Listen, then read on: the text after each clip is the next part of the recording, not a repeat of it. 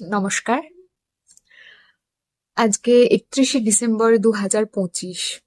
আমি আমার লাইফের একটা সত্যি ঘটনা তোমাদের সাথে শেয়ার করতে চাই। একটা সময় ছিল যখন আমি নিজেকে ঠিক চিনতে পারছিলাম না। আমার মুখ ভর্তি ব্রণ, আমার অসম্ভব চুল পড়ছে, আমি লোকের কথায় কিটকিট করছি, কোনো কিছু ভালো লাগছে না, নিজেকেই নিজে চিনতে পারছিলাম না। তখন আমি বুঝতে পারিনি যে আমার শরীর আমাকে কিছু বলতে চাইছে। তারপর আমি ডক্টর কনসাল্ট করি এবং আমি জানতে পারি আমি পিসিওডির শিকার। এই প্রত্যেকটা প্রবলেমকে আমি কিন্তু আজকে ওভারকাম করেছি।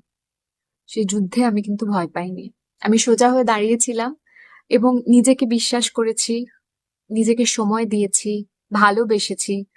আমাকে কিন্তু কেউ দুর্বল করতে পারেনি। আমি জানি আমার কথাগুলো তোমরা খুব রিলেট করতে পারছো। মনে হচ্ছে তোমাদেরই গল্প আমি বলছি। একদমই তাই। কারণ এই গল্প প্রত্যেকটা মেয়ের লাইফে যারা হয়নি তারা সত্যি খুব ভাগ্যবান, তাদের যেন না হয়। কিন্তু যাদের হয়েছে তারা প্রত্যেকে জানে যে কতটা ডিফিকাল্টির মধ্যে দিয়ে লাইফকে এগিয়ে নিয়ে যেতে হয়। আমিও গেছি এবং বিশ্বাস করি যে প্রত্যেকটা মানুষই ওভারকাম করতে পারবে। এই জার্নি থেকে আমি শিখেছি শরীরের সাথে বন্ধুত্ব করতে।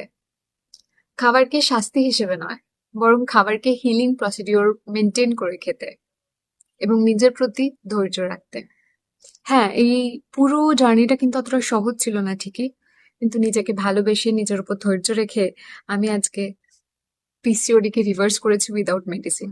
প্রথম কটা দিন মেডিসিন খাওয়ার ফলে আমার শরীরের মধ্যে যে যে প্রবলেমগুলো দেখা দিয়েছিল, তারপর আমি মেডিসিন পুরো উইথড্র করে নিই।